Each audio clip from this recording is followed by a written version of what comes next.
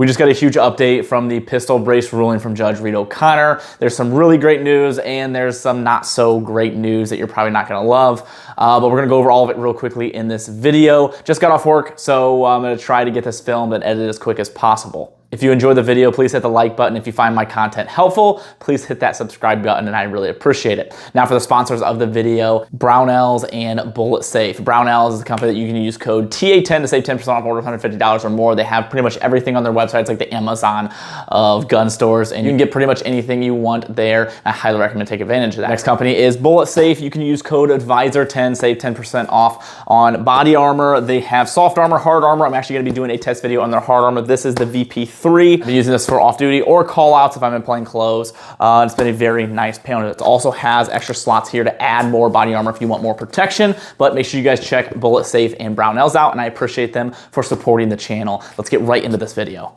For those of you that have been following the pistol brace ruling, this 60-day wait period waiting for Judge Reed O'Connor's new ruling on the injunctions is over and we finally have a decision. For those of you that haven't been following along and might not know what's going on, we were going for a nationwide injunction, basically meaning that we would be able to still keep our braces legally until the court process was over, because court processes take for a really long time and we don't want to be felons during this whole process, or at least like not really sure what's going on with the injunctions in place. It just also allows us to continue to keep what we legally should be able to own and not have to worry about prosecution through the ATF. The ATF wants to be able to enforce this ruling right away, and that's where FPC, GOA, SAF stepped in and sued them, was like, hey, hold on, you can't do that, and that's where the injunctions came into place, which was fantastic. You notice that one of the biggest foundations name isn't in there, and there's a reason for that. So support the agencies that actually put the work in.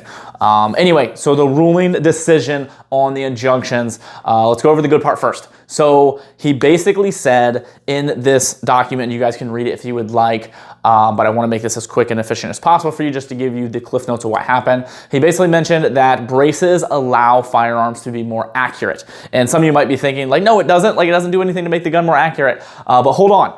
It makes it more accurate in the sense that you're able to stabilize the firearm better to make a more accurate shot in self-defense, which is a good thing because it means less casualties, less missed shots, and more accurate and quicker ability to provide self-defense. So it is actually a really good thing that he said that, because that is true. The whole point of a pistol stabilizing brace is to actually stabilize the firearm to make it more accurate and to be able to make more accurate shots in those situations, so you're not missing and causing damage or potential injury or killing somebody else in that situation. They basically say that having pistol braces minimizes injury, which is true. You want to be as accurate as possible. You should not have to take away things that make you a better shooter because the government doesn't want you to have them, but you want to be able to have the biggest leg up possible. I want to have an equalizer, and that's what a firearm does for me. It equalizes a situation that I wasn't prepared for because somebody wanted to make a really bad decision and attack me or attack somebody else, and you're not prepared for that, but that firearm allows you to have an equalizer and possibly a leg up, which is what we want when you're defending yourself and when somebody wants to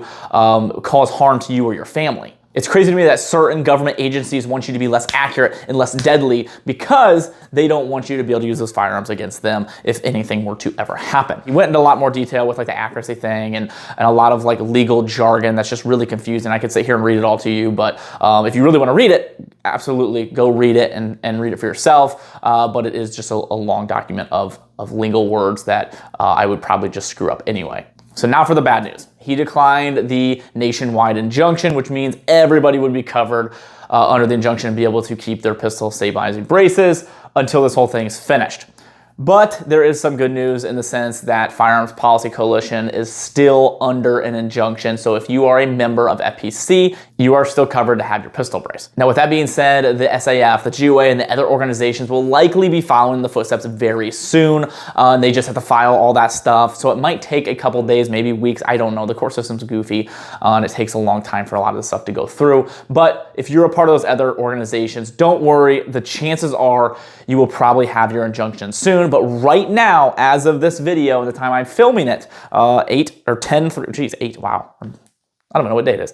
10-3, the FPC is the only one covered under the injunctions. So if you are a part of the FPC, good to go. If not, it's up to you. Do not comply, comply.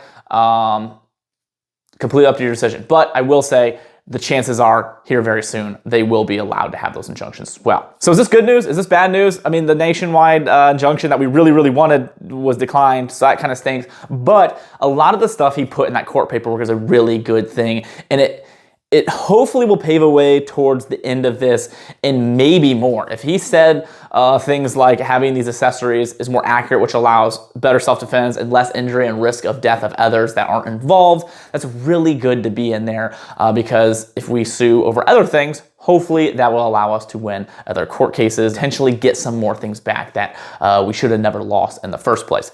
Unfortunately, as you might know, because of this ruling and all the other ones, it just takes so much time. I try to keep you guys updated as much as possible.